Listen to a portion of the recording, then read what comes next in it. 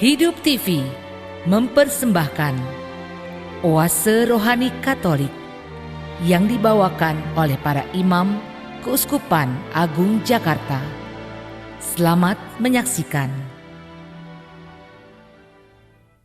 Sahabat Oase Rohani Katolik, apa kabar? Kita berjumpa kembali hari ini dalam siaran Oase Rohani Katolik.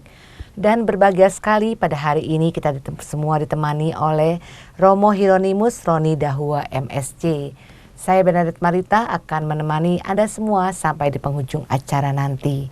Baiklah sahabat Oase Rohani Katolik, marilah kita menyapa salam damai kepada Romo Roni yang sudah berada di studio untuk Anda hari ini.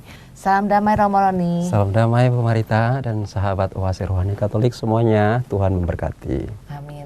Bagaimana kabar Romo? Baik sekali Ibu Marita, dan saya berharap seluruh sahabat Oase Rohani Katolik juga diberkati Tuhan dan dalam keadaan yang baik seperti yang kami alami. Ya. Baiklah sahabat Oase Rohani Katolik, marilah kita awali jumpa kita dengan sebuah doa yang akan dipimpin oleh Romo Roni. Marilah kita berdoa dalam nama Bapa dan Putra dan Roh Kudus. Amin. Tuhan Allah Bapa kami yang maha baik, Engkaulah Sabda yang telah menjadi manusia dan tinggal di antara kami. Engkau datang di tengah-tengah kami untuk menjadi jalan kebenaran dan sumber kehidupan kami. Kami bersyukur dan berterima kasih kepadamu atas sabdamu yang engkau tinggalkan dalam hati kami masing-masing, menjadi pelita dalam langkah hidup kami, dan menjadi suluh yang terang benderang untuk membakar api cinta kasih-Mu dalam hati kami semua. Terima kasih ya Bapa atas sabdamu yang engkau sampaikan kepada kami khususnya pada kesempatan ini. Semoga kami semakin mencintai Injil-Mu, semakin percaya akan kuat kuasa-Mu dalam Injil yang kami miliki, yang kami hayati, dan kami lakukan dalam hidup kami sehari-hari. Allah Bapa kami di surga, kami juga pada hari ini Engkau ajarkan dalam bacaan Injil untuk belajar mengasihi Engkau dan mengasihi sesama dalam hidup kami. Itulah hukum yang terutama dan menjadi jalan bagi kami untuk mencapai kehidupan yang kekal. Bapa di surga, sertailah kami semua, berkatilah kami semua anak-anak-Mu, agar kami tidak hanya menjadi pendengar sabda saja, pengucap sabda saja, tapi kami menjadi pelaku-pelaku firman, pelaku sabda dalam hidup kami. Dengan demikian kami semakin hari semakin layak disebut putra-putri kesayangan-Mu. Sebab Engkaulah Tuhan dan pengantara kami yang hidup dan berkuasa, kini dan sepanjang segala masa. Amin. Sahabat Oase Rohani Katolik, antifon pembuka kita untuk hari ini ialah, siapakah sesama orang yang jatuh ke tangan penyamun? Orang yang telah menunjukkan belas kasih kepadanya, pergilah dan lakukanlah demikian. Bacaan dari surat Rasul Paulus kepada jemaat di Galatia, bab 1 ayat 6 sampai 12. Saudara-saudara, aku heran bahwa kalian begitu cepat berbalik dari Allah yang telah memanggil kalian oleh kasih karunia Kristus dan mengikuti suatu Injil lain, yang sebenarnya bukan Injil. Hanya ada orang-orang yang mengacaukan kalian dan yang bermaksud memutarbalikkan Injil Kristus. Tetapi seandainya kami sendiri ataupun seorang malaikat dari surga mewartakan kepada kalian suatu Injil yang berbeda dengan Injil yang telah kami beritakan kepadamu, terkutuklah dia. Seperti yang telah kami katakan dahulu, sekarang kukatakan sekali lagi.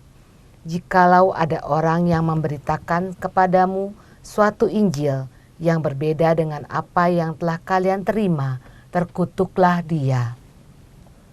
Jadi bagaimana sekarang? Adakah aku mencari kesukaan manusia atau kesukaan Allah? Adakah aku mencoba berkenan kepada manusia? Sekiranya aku masih mau mencari perkenan manusia, maka aku bukanlah hamba Kristus. Sebab aku menegaskan kepadamu, saudara-saudaraku, bahwa Injil yang kuberitakan itu bukanlah Injil manusia.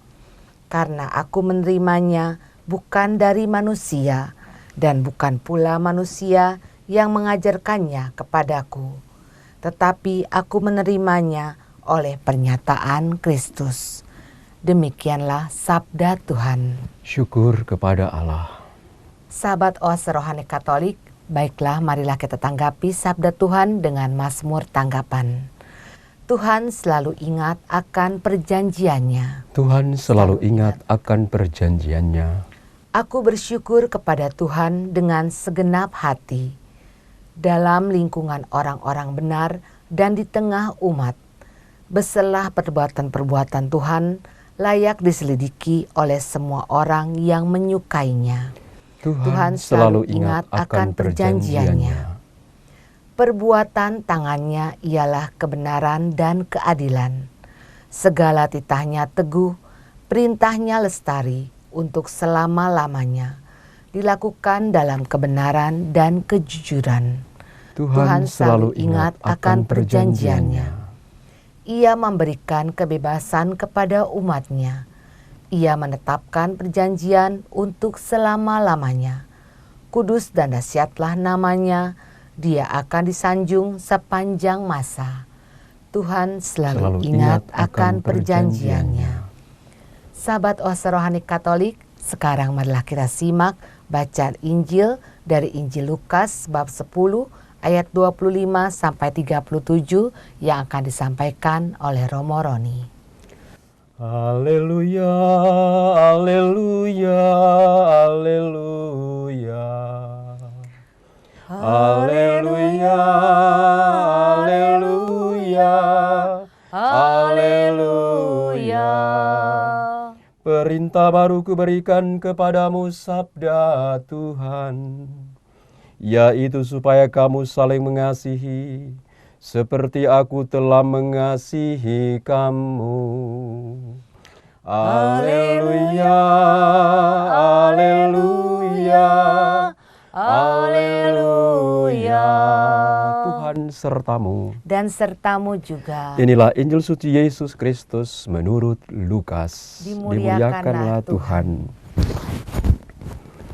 Pada suatu ketika, seorang ahli kitab berdiri hendak mencobai Yesus. Guru, apakah yang harus kulakukan untuk memperoleh hidup yang kekal? Jawab Yesus kepadanya, apa yang tertulis dalam hukum Taurat? Apa yang kau baca di sana? Jawab orang itu, kasihilah Tuhan Allahmu dengan segenap hati, dan dengan segenap jiwamu, dan dengan segenap kekuatanmu, dan dengan segenap akal budimu. Dan kasihilah sesamamu manusia seperti dirimu sendiri. Kata Yesus kepadanya, benar jawabanmu itu, perbuatlah demikian maka engkau akan hidup. Tetapi untuk membenarkan dirinya orang itu berkata lagi, dan siapakah sesamaku manusia? Jawab Yesus, adalah seorang yang turun dari Yerusalem ke Yeriko. Ia jatuh ke tangan penyamun-penyamun yang bukan saja merampoknya habis-habisan, tetapi juga memukulnya dan sesudah itu meninggalkannya setengah mati. Kebetulan ada seorang imam turun melalui jalan itu. Ia melihat orang itu tetapi ia melewatinya dari seberang jalan. Demikian juga seorang Lewi datang ke tempat itu. Ketika melihat orang itu, ia melewatinya dari seberang jalan. Lalu datanglah ke tempat itu seorang Samaria yang sedang dalam perjalanan. Ketika ia melihat orang itu, tergeraklah hatinya oleh belas kasih. Ia pergi kepadanya lalu membalut luka-lukanya, sesudah menyiraminya dengan minyak dan anggur. Kemudian ia menaikkan orang itu ke atas keledai tunggangannya sendiri, lalu membawanya ke tempat penginapan dan merawatnya. Keesokan harinya ia menyerahkan 2 dinar kepada pemilik penginapan itu. Katanya, rawatlah dia, dan jika kau belanjakan lebih dari ini, aku akan menggantinya waktu aku kembali. Menurut pendapatmu, siapakah di antara ketiga orang ini adalah sesama manusia dari orang yang jatuh ke tangan penyamun itu? Jawab orang itu, orang yang telah menunjukkan belas kasihnya kepadanya. Yesus berkata kepadanya, pergilah dan lakukanlah demikian. Demikianlah Injil Tuhan.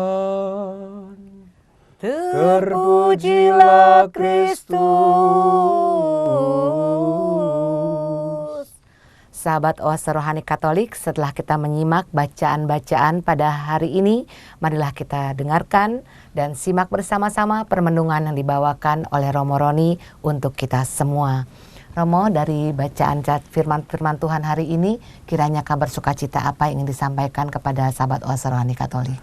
Baik, terima kasih Bu Marita, sahabat Oase Rohani Katolik yang terkasih dalam Tuhan kita Yesus Kristus. Dari dua firman Tuhan yang kita dengarkan pada kesempatan ini ada 3 pesan rohani, ada 3 inspirasi keselamatan yang Tuhan sampaikan kepada kita sekalian putra-putri kesayangannya. Pesan yang pertama adalah cintailah Injil kasih Tuhan, karena itulah sumber kehidupan dan keselamatan kita. Dan dalam bacaan pertama tadi Rasul Paulus menegaskan kepada jemaat di Galatia untuk mereka bertekun dalam Injil, bertekun dalam kabar sukacita yang sudah disampaikan Paulus kepada mereka. Kita semua tahu bahwa surat Galatia ditulis oleh Paulus kepada umat di Galatia karena adanya ajaran-ajaran sesat, ajaran palsu yang disampaikan oleh orang-orang Yahudi pada waktu itu kepada mereka yang sudah percaya kepada pengajaran Paulus sendiri. Karena itu Paulus datang kembali dan Paulus katakan kepada mereka, mengapa kamu cepat berbalik? Bukankah aku telah menyampaikan kepadamu Injil, yaitu sukacita Tuhan yang telah datang menyelamatkan kita dalam diri Yesus Kristus Tuhan kita. Pesan yang kedua dari kedua firman yang kita dengarkan pada kesempatan ini adalah kasih Tuhan dan kasih kepada sesama haruslah menjadi hukum kita yang tertinggi. Kasih harus di atas segala-galanya dan menjadi jawaban dalam segala persoalan kehidupan kita. Terlebih ketika kita bertanya, manakah jalan untuk memperoleh hidup yang kekal? Manakah jalan untuk bersekutu dengan Tuhan? Manakah jalan untuk kita memperoleh kebahagiaan dan keselamatan dalam hidup ini? Tidak ada pilihan lain. Belajarlah untuk kasihi Tuhan dan kasihi sesama. Pesan yang ketiga adalah Yesus ingin mengajar kita sekalian, marilah kita belajar dari orang Samaria, seperti dengan semangat pelayanan di Keuskupan Agung Jakarta, kita menjadi pelayan-pelayan gembala umat yang murah hati. Inilah jati diri kita, orang Kristiani, jati diri pengikut Yesus. Kita harus belajar seperti dia, murah hati. Inilah kekuatan kita, inilah inspirasi kita untuk bisa sampai kepada kehidupan yang semakin hari semakin berkenan di hadapan Tuhan. Jadi yang pertama adalah cintailah Injil Tuhan. Injil Tuhan. Yang kedua, kasihi Tuhan dan kasih kepada sesama. Yang ketiga, marilah kita belajar dari orang Samaria menjadi pelayan-pelayan yang murah hati. Ya. Kemudian Romo, dari cintailah Injil Tuhan, apa pesan khusus yang diberikan kepada pendengar Oase Rohani Katolik? Baik, sahabat Oase Rohani Katolik yang terkasih, yang ingin disampaikan secara khusus kepada para sahabat Oase Rohani Katolik dengan 3 pesan ini. Yang pertama adalah hidup sekarang ini kita diperankan dengan rupa-rupa pilihan, dengan rupa-rupa tantangan, rupa-rupa kebutuhan, rupa-rupa ajaran yang sudah kita dengarkan dalam hidup ini. Dan kadang datang silih berganti dalam kehidupan kita. Dan tidak jarang kita orang-orang Katolik juga, anak-anak Tuhan yang dulu sudah percaya pada Injil, sudah percaya pada Tuhan. Tidak jarang kita juga kadang lari dari semua itu. Bahkan kita tinggalkan kebenaran-kebenaran itu karena ada begitu banyak pilihan-pilihan yang ditawarkan kepada kita. Hari ini secara khusus ketiga pesan ini mengingatkan kita semua sebagai anak-anak Tuhan. Kita belajar menentukan pilihan-pilihan yang tepat dalam hidup kita. Kita tentukan pilihan dalam hidup ini, pilihan yang berkenan pada Tuhan, pilihan yang membuat kita diangkat menjadi anak Allah. Kita membuat pilihan yang semakin hari hidup kita semakin dekat dengan Tuhan, yaitu apa? Pilihlah Injil. Injil itu apa? Injil itu kabar sukacita. Kabar sukacita itu apa? Kasih Tuhan yang tidak pernah berkesudahan dalam hidup kita. Yang kedua yang dipesankan kepada kita sekalian dari 3 pesan rohani ini adalah kita memang dalam hidup ini butuh harta, kita memang butuh uang, kita butuh rumah, kita butuh pakaian, kita butuh makanan, kita butuh segala sesuatu dalam hidup kita.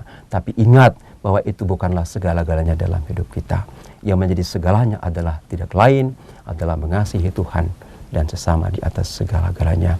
Kadang kita bisa mempunyai banyak hal dalam hidup ini, tapi Paulus katakan, biar engkau pandai, tapi kalau engkau tidak mempunyai kasih, engkau hanya seperti gong yang berkumandang dan tanahnya berincing.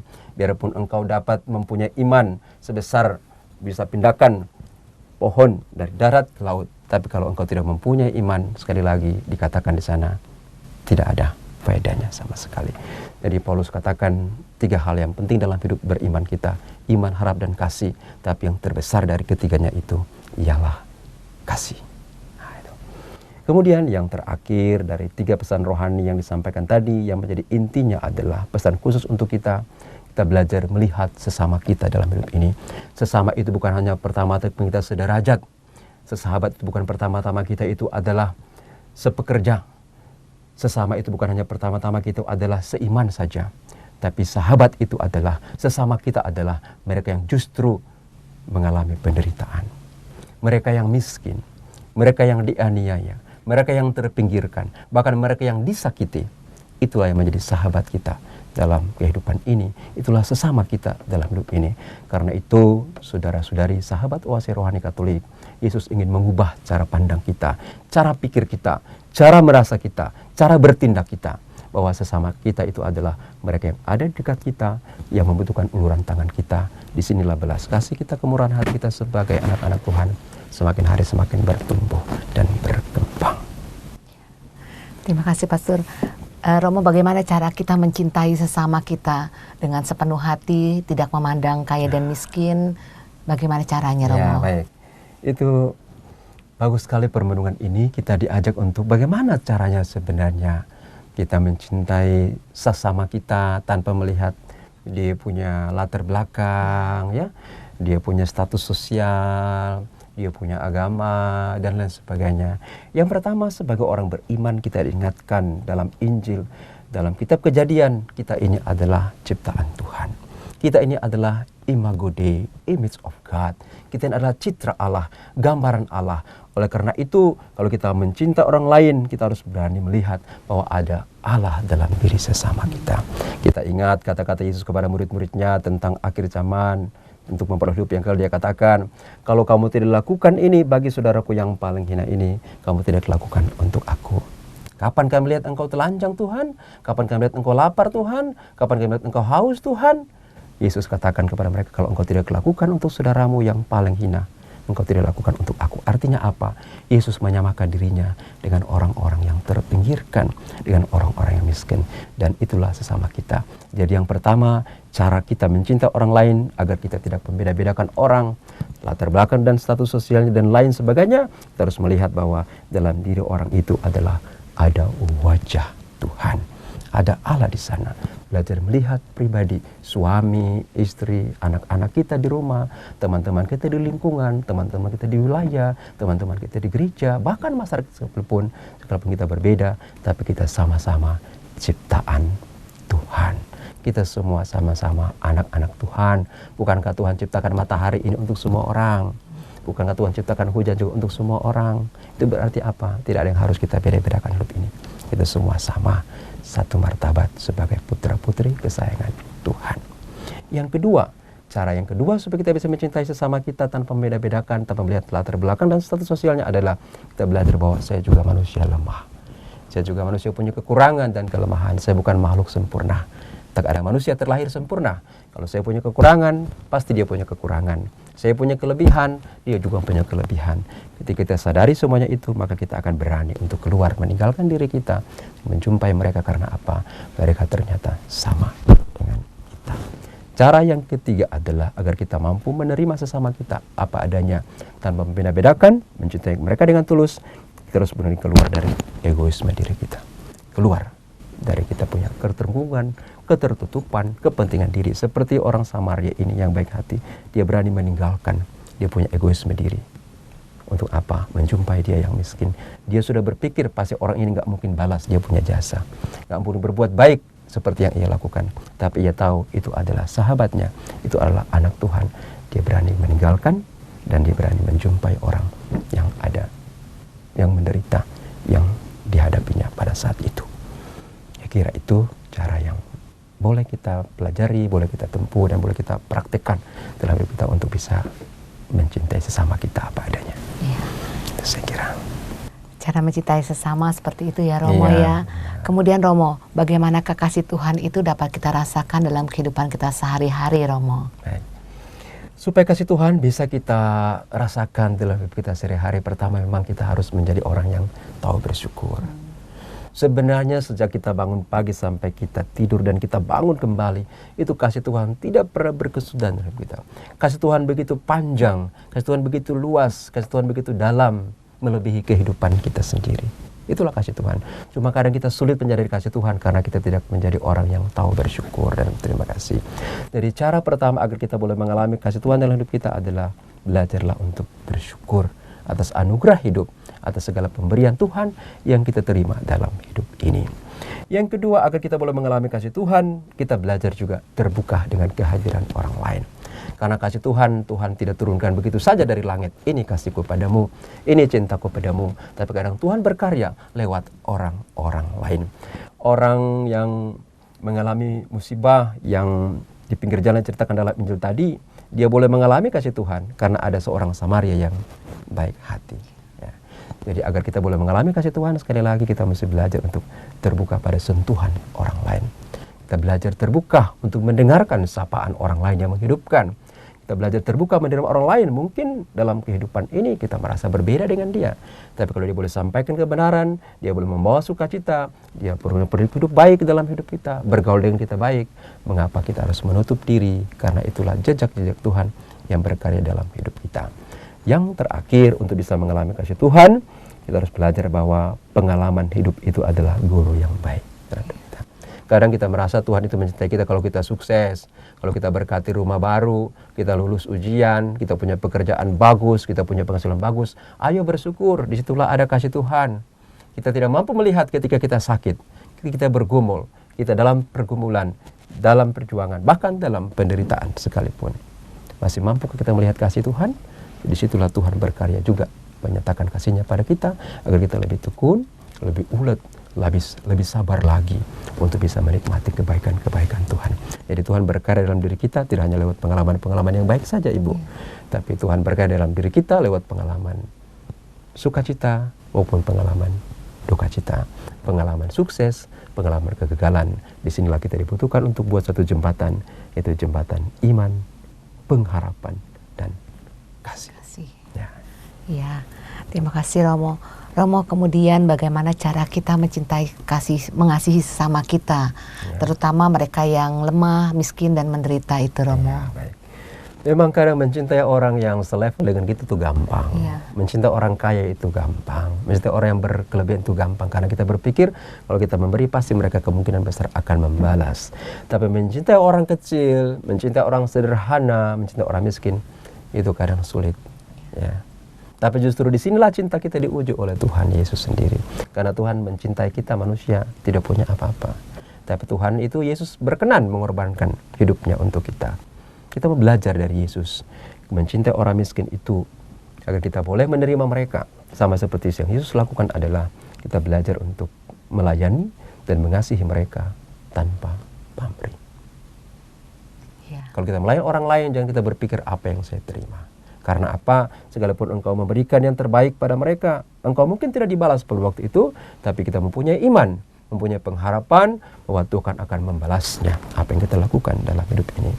Bahkan dalam Injil Matius dikatakan, kamu boleh memberi secangkir air saja kepada saudaramu yang membutuhkan. Karena engkau adalah pengikut Yesus, dia katakan, engkau tidak akan kehilangan upahmu di surga.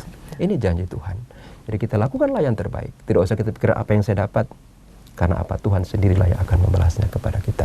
Karena Yesus sendiri bersabda begini, dia katakan begini, siapa yang mempunyai, kepadanya akan ditambahkan. Siapa yang tidak mempunyai, justru kepadanya semuanya akan diambil. Artinya apa? Berbuat baiklah sebesar-besarnya, maka itu akan ditambahkan berkat dan rahmat untuk kamu. Kadang kita berpikir, waduh saya sudah keluar banyak, waduh saya sudah memberi banyak, bisa-bisa saya habis ini. Itu bukan cara berpikir Yesus. Cara berpikir Yesus adalah semakin kita memberi banyak, sama seperti Yesus, semakin dia mengorbankan tubuh dan darahnya di kayu salib, dia punya kemenangan, dia punya kemuliaan, hidup yang kekal. Allah sudah siapkan untuk dia. Jadi ini harus menjadi keyakinan kita. Agar kita boleh mencintai orang miskin, orang kecil, memang pertama-tama kita mesti sadar bahwa saya melayani mereka tanpa pamrih. Itu. Yang kedua adalah agar kita boleh mencintai mereka, orang-orang miskin, orang-orang kecil. Yang kedua adalah kita belajar kalau kita mau memberikan kasih kepada mereka, kita mesti tahu bahwa pada satu ketika kita pun akan membutuhkan uluran tangan orang lain. Seperti pastor katakan tadi, kita bukanlah makhluk yang sempurna. Suatu waktu kita membutuhkan perhatian orang lain. Kita butuh dukungan orang lain. Mungkin tidak seperti yang orang lain itu alami, tapi ada waktunya kita butuh uluran tangan orang lain. Saat engkau ulurkan tangan orang lain, itu juga akan dipakai Tuhan untuk memberikan berkat kepadamu. Bahkan Yesus katakan begini kepada murid-muridnya, ukuran yang saudara pakai akan dipakai kepadamu. Artinya apa? Kalau dalam hidup ini engkau memberi cinta tanpa ukuran, Tuhan juga memberi cinta kepadamu tanpa ukuran. Apa yang kau perbuat pada orang lain, itulah yang akan dipakai Tuhan juga untuk mengukur kehidupanmu. Kalau engkau cintai orang lain tanpa pamrih, Tuhan juga akan balas kepadamu dengan berkat yang Tuhan tidak ukur-ukur, karena itulah yang terbaik yang Tuhan berikan kepadamu.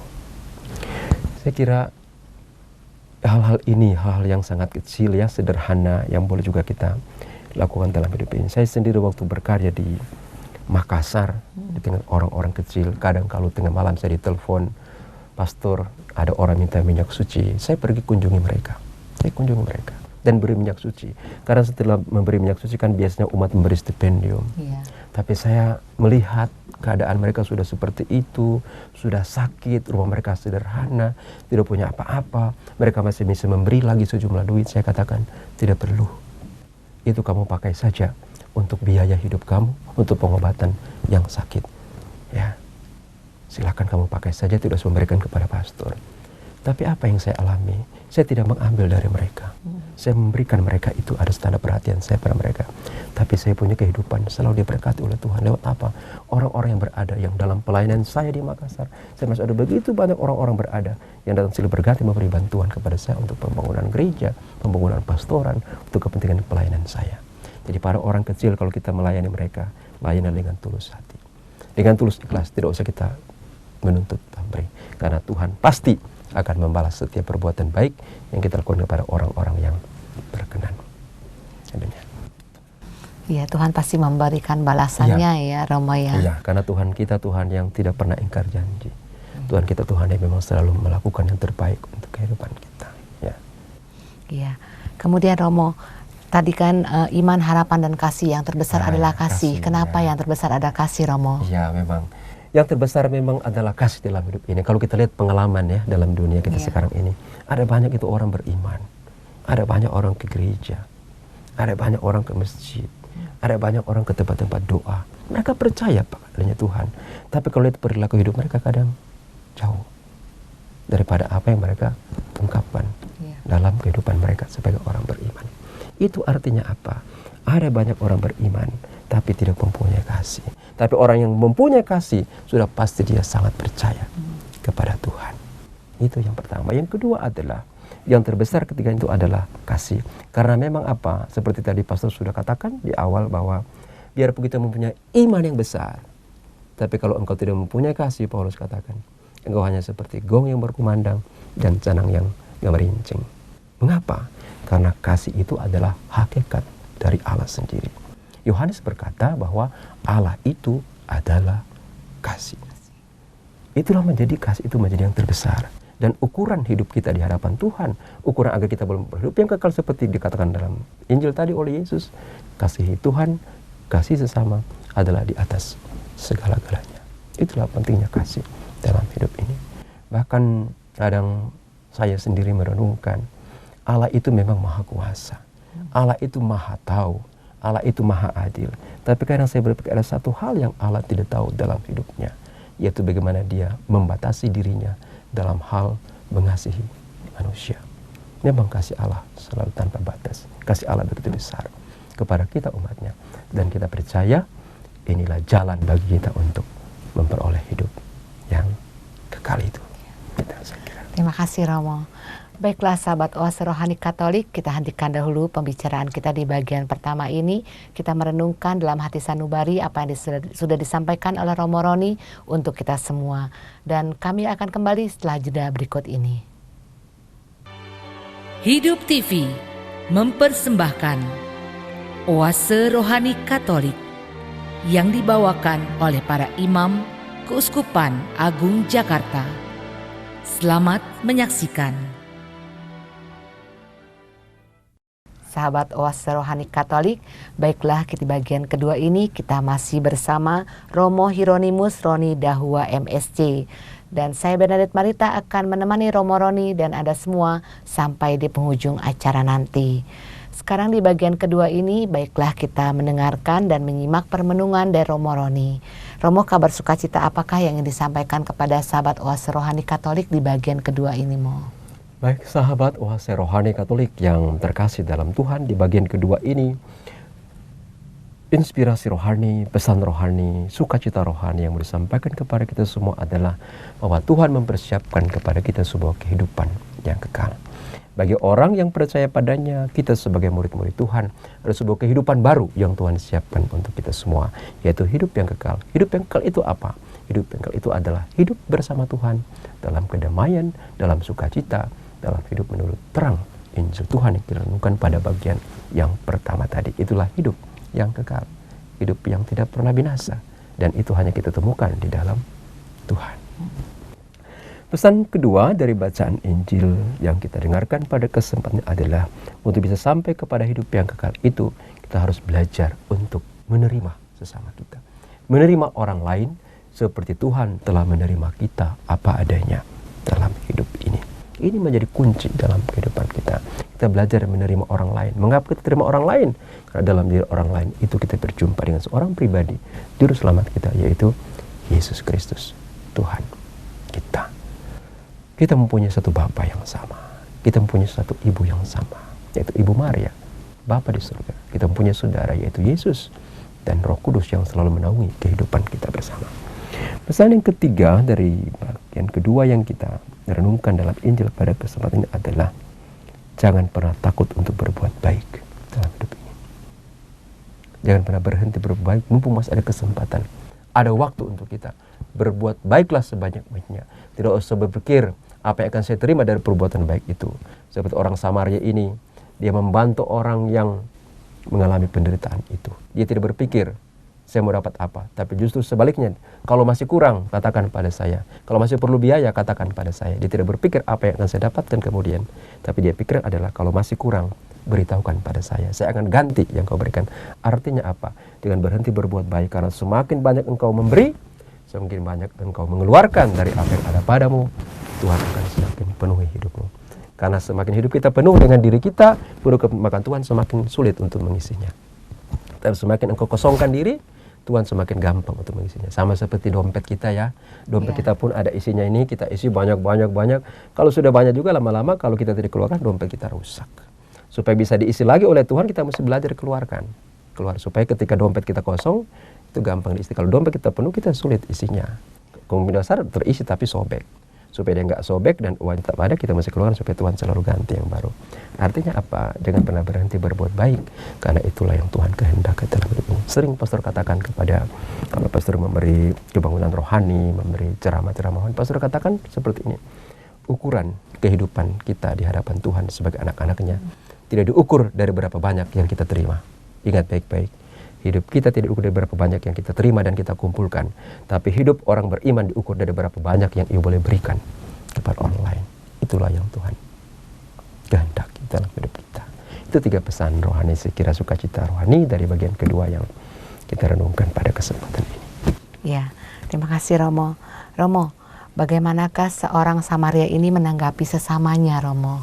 Nah itu, kalau kita lihat ada 3 orang di situ, ada imam kepala, ada orang Lewi ya. Iya.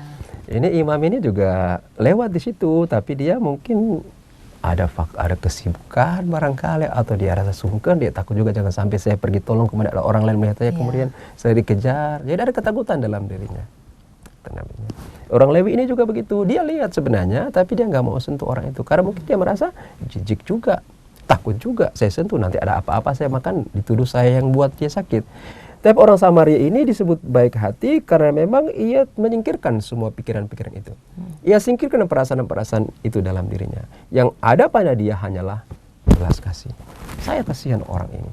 Lepas dari apa pikiran-pikiran orang lain, lepas dari konsekuensi-konsekuensi orang lain yang akan saya terima, bagi orang Samaria ini dia hanya yang ada pada hatinya, yang ada dalam pikirannya hanyalah satu, saya mesti selamatkan orang ini. Dan itulah tanda belas kasihan setia kepada orang itu. Jadi orang Samaria ini memang pantas kita jadikan sebagai teladan ya. Karena memang mencintai orang lain itu kita harus berani menanggalkan pikiran-pikiran pribadi kita. Mengasihi orang lain itu, berbelas kasih pada orang lain itu kita harus berani meninggalkan perasaan-perasaan egoisme diri kita. Dan itulah hidup orang beriman yang sesungguhnya.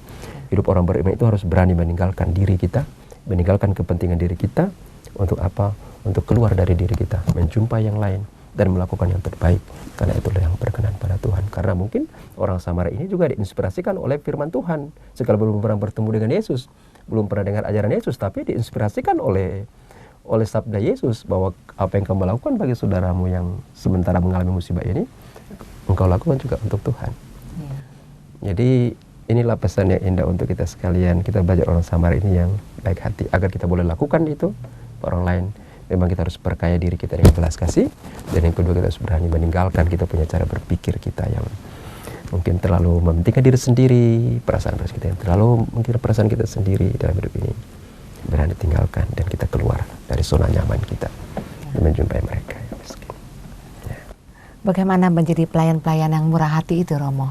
Bagaimana menjadi pelayan yang murah hati? Memang menjadi pelayan yang murah hati itu adalah suatu proses ya. Perjalanan yang panjang yang tidak sekali jadi ya. Memang seperti yang saya singgung dalam bagian pertama tadi adalah kita hanya boleh menjadi pelayan yang murah hati pertama kalau kita sadar bahwa hidup saya ini adalah pemberian Tuhan, anugerah dari Tuhan. Tuhan katakan, saya beri kamu dengan cuma-cuma, maka hendaklah kamu juga memberikan dengan cuma-cuma. Cari dulu kerajaan Allah, semuanya akan ditambahkan kepadamu. Ini menjadi rahasia bagaimana agar kita boleh melayani orang dengan kemurahan hati, dengan belas kasih yang tanpa batas. Dan juga kalau saya sendiri merenungkan dari bacaan Injil yang kita dengarkan pada kesempatan ini, orang Samaria ini berani untuk melakukan perbuatan yang terpuji di mata Tuhan itu, yaitu berbuat baik pada sesamanya. Karena memang orang Samaria ini, sekalipun tadi saya katakan mungkin belum pernah berjumpa dengan Yesus, mendengar ajaran Yesus, tapi dia tahu bahwa konsep sesamanya itu adalah dia yang ada bersama, dia yang tinggal bersama, dan melakukan sesuatu untuk apa? Untuk orang yang ada selalu bersama dia. Kadang kita sebagai orang beriman, kita tinggal satu lingkungan, kita tinggal dalam satu keluarga, kita tinggal dalam satu wilayah, kita tinggal dan kita merasa kita anak-anak Tuhan, kita dengarkan firman Tuhan, tapi ada satu hal yang kurang. Kadang kita tidak berani untuk apa? Melakukan apa yang kita tahu itu untuk sebuah perbuatan baik yang harus kita lakukan kepada sesama kita. Saya kira ini menjadi kunci juga, menjadi dasar mengapa kita harus berbuat baik dalam hidup ini. Ya. Romo, dalam Injil ini dikatakan, kasihilah Tuhan Allahmu dengan segenap hati dan segenap jiwamu dan dengan segenap kekuatanmu dan dengan segenap akal budimu. Maksudnya apa ini, Romo? Itu yang tadi saya katakan dalam bagian pertama tadi. Kita tuh memang di dunia ini membutuhkan segalanya. Kita butuh uang, kita butuh rumah, kita butuh pakaian, kita butuh hal-hal materi yang kita butuhkan hidup ini. Tapi tadi Pastor katakan, itu kita butuhkan. Tapi ingat baik-baik, itu bukanlah segala-galanya dalam hidup ini. Karena memang dalam dunia dewasa ini kalau kita sendiri merenungkan, kalau kita sendiri mencermati, melihat, memang ada banyak orang di dunia sekarang hidup memang lebih konsumeris, ya, lebih mementingkan hal-hal yang lahir, ya, mementingkan materi, mementingkan kepentingan-kepentingan duniawi yang ia butuhkan. Bahkan kadang orang-orang Katolik pun hari Minggu pun sudah nggak mau datang di gereja, sudah nggak mau bersyukur karena dia merasa semuanya dia sudah punya. Nah, disinilah kemudian Yesus mengingatkan, sekalipun Anda sudah mempunyai segala hal, tapi ingat bahwa hidup ini berasal dari Tuhan. Dia mempunyai hidup kita, karena itu mengasihi Dia harus menjadi kunci dan harus di atas segala-galanya. Yang kedua, mencintai sesama juga dia katakan, cintailah seperti dirimu sendiri. Ini bagus. Mengapa Tuhan tidak katakan cintai seperti engkau mencintai orang sana? Karena kita sangat cinta diri kita sendiri.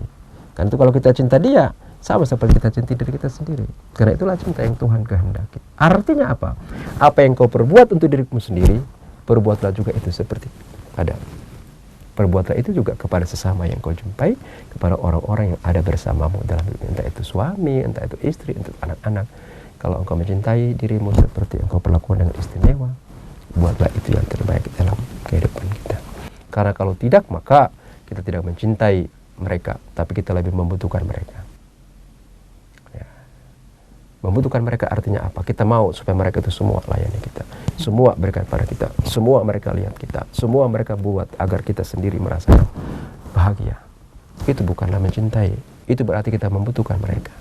Kalau kita mencintai mereka adalah kita yang lebih banyak mengeluarkan, kita yang lebih banyak berbuat, kita yang harus lebih banyak lagi untuk apa melakukan demi kebahagiaan orang lain. Itulah cinta yang sejati.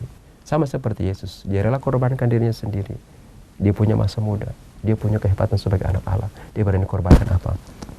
Supaya kita semua boleh memperoleh hidup. Dan itulah sukacita Tuhan dalam hidup ini. Ya. Romo, tahun ini kan tahun persatuan Romo ya. Kita Bhinneka, kita Indonesia. Bagaimana cara kita mencintai sesama kita yang berlainan suku dan agama dan ras itu Romo? Baik. Dalam bacaan itu ada orang Yerusalem dan orang Yeriko. Ini juga perjalanan orang Yerusalem dan orang Yeriko tidak bersahabat mereka sebenarnya. Tapi justru orang ini membuat sebuah perjalanan yang menghubungkan dua tempat itu ya. Artinya apa? Memang dalam hidup ini kita memang berbeda-beda. Sejak kita lahir kita sudah berbeda. Jangan dengan orang lain, dalam diri kita sendiri pun Tuhan ciptakan dengan sebuah perbedaan. Dan itulah keunikan, itulah kekayaan, itulah keindahan kehidupan. Dalam diri kita saja kita bisa melihat kepala, ada tangan, ada kaki, ada mata, ada telinga. Itu kan sebuah perbedaan. Kepala tidak sama dengan mata, mata tidak sama dengan telinga, telinga tidak sama dengan kaki, dan masing-masing mempunyai fungsi sendiri-sendiri. Tangan tidak boleh mainkan fungsi mata, mata tidak boleh mainkan fungsi kaki, semua punya fungsi. Jadi dalam diri kita pun sendiri ada perbedaan. Tapi justru Tuhan menciptakan perbedaan agar apa? Kita menjadi sempurna. Hidup kita menjadi indah. Kamu bayangkan kalau hidup kita ini, diri kita ini tangan semuanya. Ya. Bayangkan kalau tubuh kita ini kaki semuanya, kan nggak indah. Tapi kita menjadi orang yang ganteng, orang yang cantik, orang yang enak dipandang. Karena kita punya kepala, kita punya tangan, kita punya mata, kita punya kaki dan sebagainya. Jadi keindahan hidup ini sebenarnya bukan karena kesatuan kita, tapi karena ada keberagaman, ada perbedaan-perbedaan yang mampu kita rangkai menjadi satu kesatuan yang indah bagi Tuhan dan bagi banyak orang.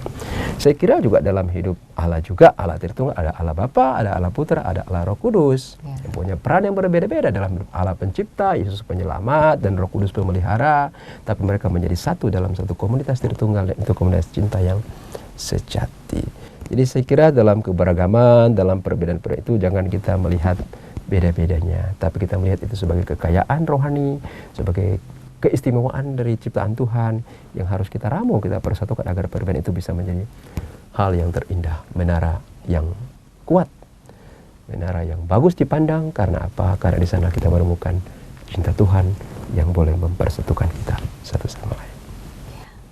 Terima kasih Romo. Romo, Tuhan mengajarkan kita untuk mencintai sesama kita. Dalam hati kita ada belas kasih. Namun bagaimana jika dalam hati kita tidak ada belas kasih itu Romo? Waduh. Iya benar. Memang kita sulit mencintai orang lain kalau kita sendiri tidak mempunyai kasih. Ya. Bagaimana kita mencintai orang kalau bagaimana saya bisa memberi Injil ini kepada ibu kalau saya tidak punya Injil ini? Nah, tadi pastor katakan begini, kita hanya boleh berbelas kasih pada orang lain kalau hidup kita pun dipenuhi dengan kasih.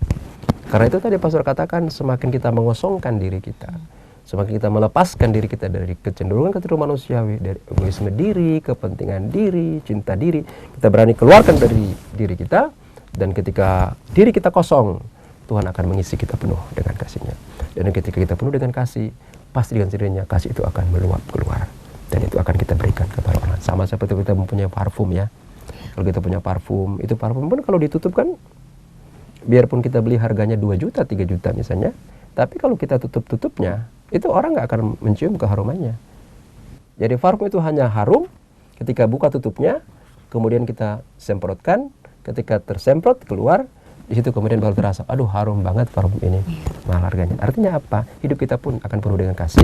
Kalau kita berani buka tutupnya dan kita semprotkan pada orang lain, waktu itulah orang akan mencium luar biasa kebaikan hati Tuhan dalam diri orang-orang yang seperti ini, ya seperti kita ya, orang-orang Katolik yang percaya pada Tuhan. Hendaklah kasih kita semakin hari semakin dipenuhkan oleh Tuhan dan semakin hari semakin terpancar pada orang lain. Dalam lagu yang lagi tren sekarang ya, hidup ini adalah kesempatan, kita pakai untuk melayani Tuhan supaya pada waktunya nanti hidup kita sudah menjadi berkat bagi banyak orang. Ya, menjadi berkat bagi banyak Betul, orang ya Romo betul, ya. Iya, betul. Iya. Kemudian Romo, jadi apa yang bisa disimpulkan dari bacaan hari ini bagi para sahabat Oase Rohani Katolik, Romo?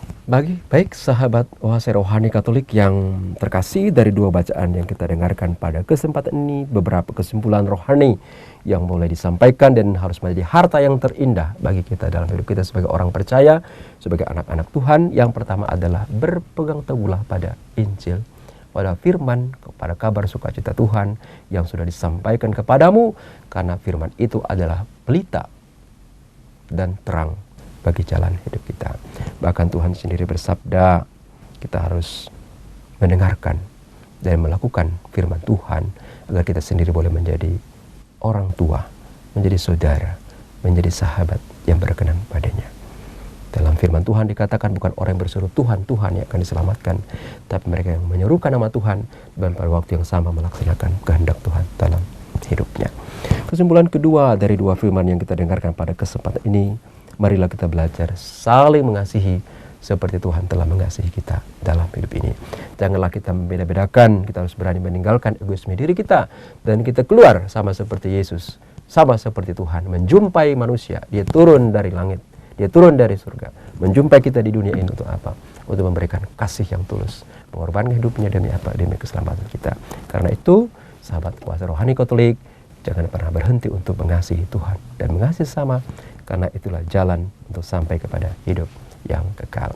Yang terakhir sebagai kesimpulan untuk kita semua, sahabat Oase Rohani Katolik, sekali lagi sebagai orang Katolik, iman itu harus kita nyatakan dalam perbuatan. Iman tanpa perbuatan, kata Yakobus, semuanya akan mati, semuanya akan sia-sia. Biar kita beriman pada Tuhan, tapi kalau kita tidak wujudkan dalam perbuatan baik seperti cerita Injil hari ini, tidak ada faedahnya sama sekali, ya. Saya kira ini beberapa kesimpulan rohani dari dua firman yang kita dengarkan pada kesempatan ini. Semoga berguna bagi perkembangan rohani kita. Kita menjadi anak-anak Allah yang berkenan di hatinya. Dan pada waktunya nanti kita juga akan bisa memperoleh hidup seperti yang diminta oleh seorang ahli kitab, memperoleh hidup yang kekal di dalam Tuhan. Terima kasih Romo. Romo, dikeluar sedikit dari bacaan hari ini Romo. Hari ini, bulan ini kan bulan Oktober. Iya. Ya, saya mau bertanya tentang Bunda Maria. Mengapa Bunda Maria begitu dicintai oleh semua umat manusia yang ada di dunia ini? Ya, baik. Bulan Oktober memang adalah bulan yang khususkan untuk Bunda Maria dan juga bulan misi, ya. Dan kita mau belajar dari Bunda Maria di bulan Oktober ini adalah bagaimana Bunda Maria itu juga menjadi misionaris yang pertama dalam menyampaikan kabar sukacita Tuhan kepada saudarinya Elizabeth yang pada waktu itu juga berada dalam pergumulan yang sama, ya.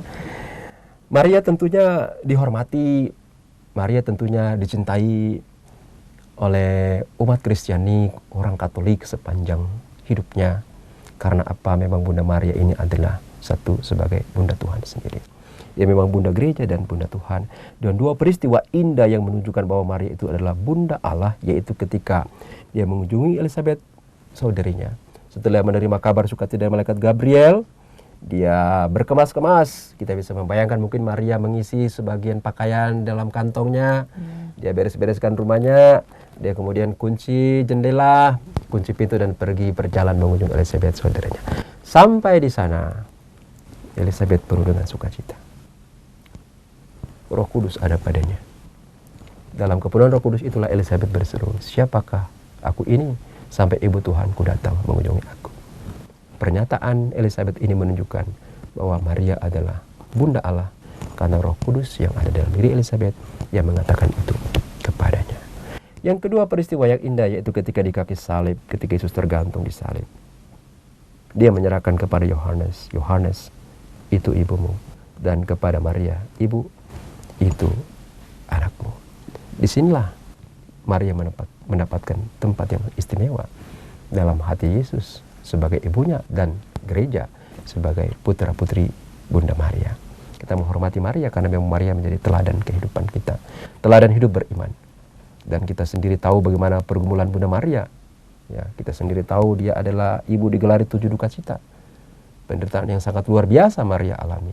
Tapi Maria punya kekuatan apa? Maria punya kekuatan adalah aku ini hamba Tuhan, jadilah padaku menurut perkataanmu itu. Disinilah kekuatan Maria itu menjadi buah sukacita dalam kehidupannya. Ya, jadi memang gereja menghormati Bunda Maria, mencintai Bunda Maria, bahkan berdoa kepada Bunda Maria, karena memang Bunda Maria adalah ibu Tuhan dan juga ibu kita, ibu gereja, dan dia menjadi perantara segala rahmat, dan ada banyak mujizat-mujizat Tuhan terjadi lewat tangan, lewat hati dari Bunda Maria sendiri. Kita ingatkan peristiwa di Kana ya. Ketika perkawinan di Kana itu para murid diundang, Maria juga diundang. Itu pesta, Tuhan pesta itu kehabisan anggur. Kita bisa membayangkan kalau tidak ada Maria pada waktu itu, mereka bisa malu. Buat pesta besar, anggur habis. Wah. Tapi syukurlah ada Bunda Maria. Maria datang, Yesus, mereka kehabisan anggur. Yesus katakan, mau apa daripada aku, Ibu? Belum saatnya ini, aku lakukan semua ini. Maria cuma katakan pada murid-muridnya, apa yang dia perintahkan, kamu lakukan saja. Dan ketika itulah terjadi perubahan air menjadi anggur. Itulah mujizat yang pertama yang dibuat oleh Yesus dalam perkawinan di Kana. Itu. Nah, siapa yang minta? Karena Bunda Maria yang minta. Jadi mujizat pertama itu terjadi karena permohonan Bunda Maria. Bahkan ada ungkapan Latin mengatakan per Mariam ad Jesum. Mulai Bunda Maria kita sampai kepada Yesus. Saya ingat waktu saya tugas di Ambon itu, pas kerusuhan Ambon tahun 98 itu, ketika terjadi konflik horizontal antara pemeluk agama-agama tertentu, itu ada 2 wanita Katolik diselamatkan dari kepungan massa hanya karena mereka menggunakan rosario. Jadi di taksi itu, di sini apa ya, taksi ya, mikrolet atau apa ya, di taksi itu ada beberapa wanita naik di situ. Tidak disangka ternyata rute itu harus melewati Masjid Raya Ambon. Lewat Lember ke situ. Pas lewat di situ langsung ditahan itu mobilnya. Ditahan mereka. Itu pemuda-pemuda Muslim langsung masuk di situ. Langsung ditarik semuanya. Semua ditarik, dikeluarin. Ada 2 wanita di situ. Waktu ditarik ini bajunya tertarik, jadi kerangnya terbuka. Terlihat adalah rosario 2. Langsung para pendemo itu kata, weh jangan. Yang ini jangan kita apa-apakan. Ini orang Katolik. Ini ada rosarionya. Langsung mereka disuruh pergi. Hanya karena melihat rosario itu. Jadi ada begitu banyak peristiwa yang terjadi sebenarnya karena perantaraan Bunda Maria. Oleh karena itulah gereja mencintai Bunda Maria. Karena itu sebagai orang Katolik, pastor sering katakan, cintalah Bunda Maria. Karena hanya dalam gereja Katolik kita menemukan cinta yang sejati, cinta yang komplit, cinta yang sempurna. Cinta Bapa ada, cinta saudara kita ada, cinta mama kita ada. Di tempat lain kita hanya menemukan cinta Bapa. Tapi di gereja Katolik kita bersyukur kita punya cinta menjadi sempurna. Jadi kita bukan anak-anak yang tidak punya papa, tidak punya mama. Kita anak-anak yang lengkap. Punya papa yaitu Bapa di surga, punya mama itu Bunda Maria, punya saudara laki-laki yaitu Yesus, dan punya pengikat hidup bersama kita yaitu Roh Kudus sendiri. Cintai Bunda Maria itulah ada yang terindah dalam hidup kita. Karena banyak orang Katolik akhir-akhir ini mulai anggap remeh terhadap Bunda Maria. Ya, banyak. Romo, bagaimana terjadinya doa rosario, Romo? Baik. Memang doa rosario ini adalah satu doa yang sangat istimewa ya dalam gereja Katolik. Dulu ada kebiasaan itu orang merasakan mazmur yang begitu panjang ya, mazmur-mazmur yang begitu panjang dan begitu banyak, sehingga orang mungkin tidak mempunyai waktu lagi untuk merasakan mazmur yang begitu panjang. Maka diramulah doa-doa mazmur itu kemudian dirangkai dalam bentuk rosario suci ini. Nah, rosario ini yang terdiri 50 buah rosario ini adalah juga menggambarkan tentang peristiwa-peristiwa yang terjadi dari hidup Yesus sendiri. Sehingga ketika kita berdoa rosario, sebenarnya doa rosario itu pastor sendiri katakan doa yang sempurna. Nah, dalam rosario itu ada doa Bapa kami-nya, ada aku percayanya, ada salam Marianya. Dalam doa Bapa kami nggak ada salam Maria. Tapi dalam doa rosario ya ada lengkap, semua doa itu ada disatukan di situ. Ya. Baik, saya kira itulah rosario menjadi kekuatan kita dalam kehidupan beriman orang Katolik. Karena memang dulu rosario hanya dicintai orang Katolik, sekarang kita sudah sulit membedakan lagi orang Katolik karena orang Katolik pun kadang sudah menggunakan rosario. Kecuali memang ada misalnya agama lain pakai tasbih dan sebagainya, tetapi orang Katolik itu memang rosario itu harus menjadi kekuatan dalam hidupnya. Ini doa. Karena saya ada satu cerita itu di orang semua sudah meninggal ini. Nah, biasa kan Petrus itu pemegang kunci kerajaan surga. Jadi dia tahu siapa yang masuk surga itu kan. Siapa yang masuk surga itu dia tahu. Satu ketika Petrus jalan-jalan di dalam surga itu. Dia kaget, Petrus heran. Kok ini semakin banyak orang ini. Sementara yang masuk lewat saya tahu hanya saya bisa perkirakan sejumlah ini. Kok ini sudah banyak sekali, sudah padat ini di surga ini. Mulai Petrus mulai marah-marah, ngomel-ngomel. Mereka masuk lewat siapa ini? Masuk dari mana nih? Putar-putar begini sampailah dia di tempat di rumah Bunda Maria. Dia lihat Bunda Maria. Dia tiba-tiba lihat, oh di jendela Bunda Maria itu rupanya ada terjun satu rosario di sana. Terjun rosario di jendela Maria. Wah, ternyata orang-orang yang itu mereka masuk surga lewat manik-manik Bunda mereka naik lewat itu biji-biji itu apa manik-manik Bunda mereka naik lewat situ rosario naik masuk lewat jendela Bunda Maria. Dan Petrus marah-marah, kenapa Bunda Maria masukkan mereka di sini? Mereka masuk lewat rosario ini, lewat doa saya. Biarkanlah mereka masuk. Kalau Petrus keberatan, saya laporkan kepada saya punya anak, kepada Yesus. Akan masuklah mereka semua di surga. Jadi Ibu yang terkasih, per Mariam ad Jesum, melalui Maria kita bisa sampai kepada Tuhan Yesus. Ya, ini saya kira cerita yang bagus untuk kita semua. Dan bahkan sampai juga turunnya Roh Kudus, Maria tetap menemani murid-muridnya. Ya, saya kira ini kehebatan dari Bunda Maria ketika mereka menanti Roh Kudus itu. Bunda Maria selalu ada bersama mereka. Dan hidup kita pun sekarang gereja, Maria selalu ada. Sampai sekarang pun orang masih banyak berkunjung di gua-gua Maria. Bahkan siara ke tempat-tempat di mana Maria ditahtakan dengan penuh hormat. Saya kira ini menjadi tanda bahwa kita gereja masih sangat mencintai Maria. Tetapi tidak sedikit juga orang-orang mungkin Katolik yang kurang mencintai Bunda Maria lagi. Sehingga bulan Oktober ini, ayo kita berbondong-bondong, ayo kita berlomba-lomba untuk datang kepada Bunda Maria. Kita berdoa kepadanya, karena lewat Maria juga mujizat Tuhan bisa terjadi. Terima kasih Romo. Oke, terima kasih. Baiklah sahabat Oase Rohani Katolik, dengan demikian usailah jumpa kita dengan Romo Hieronymus Roni Dahua MSc. Maka saya Benedict Marita undur diri dari ruang dengar Anda.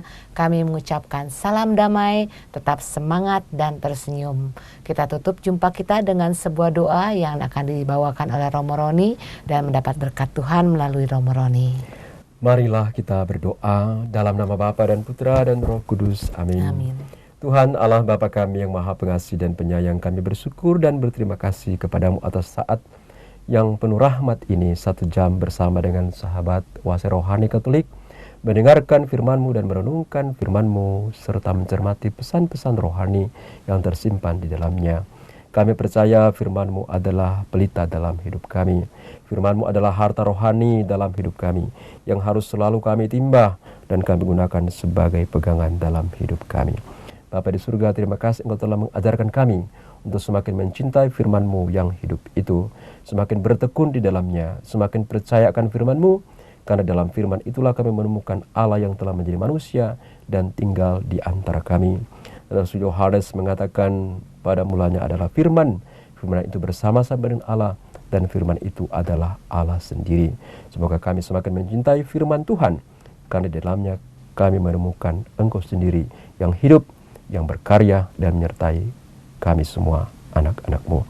Terima kasih juga atas firman Tuhan yang kami dengarkan pada kesempatan ini. Engkau mengajarkan kami untuk semakin mengasihi Engkau dan mengasihi sesama di atas segala-galanya, yang menjadi jalan bagi kami untuk memperoleh hidup yang kekal. Semoga dari hari ke hari diinspirasikan oleh Roh Kudus dan diterangi oleh Bunda Maria, didoakan oleh Bunda Maria, Bunda kami. Kami belajar setia untuk mencintai Tuhan dan sesama sekalipun kami harus berkorban, menghadapi tantangan dan pergumulan, namun beranikanlah kami untuk mengutamakan kasih di atas segalanya. Bapa di surga, kami bersyukur pula atas rahmat dan berkat-Mu, atas kehadiran saudara-saudari kami, kehadiran sesama kami, istri, suami, dan anak-anak, yang Engkau persatukan kami dalam hidup bersama. Biarlah kami mampu saling menerima seorang akan yang lain, seperti Engkau telah menerima, menghormati kami, menghargai kami, apa adanya. Bapa di surga, inilah doa yang kami bawa kepadamu dengan perantaraan Kristus Tuhan kami. Amin. Tuhan beserta kita Dan sertamu juga. Semoga kita sekalian dalam seluruh hidup, usaha, pekerjaan, dan niat-niat baik kita masing-masing, khususnya dalam usaha kita untuk tidak hanya menjadi pendengar sabda saja, tapi menjadi pelaku-pelaku firman Tuhan, dilindungi, dikuatkan, disertai dengan berkat Allah yang Maha Kuasa, Bapa dan Putra dan Roh Kudus. Amin. Baiklah sahabat Oase Rohani Katolik, sampai jumpa lagi di Oase Rohani Katolik berikutnya. Kita Bhinneka, kita Indonesia. Demikianlah Oase Rohani Katolik yang dibawakan oleh para imam Keuskupan Agung Jakarta. Tuhan memberkati.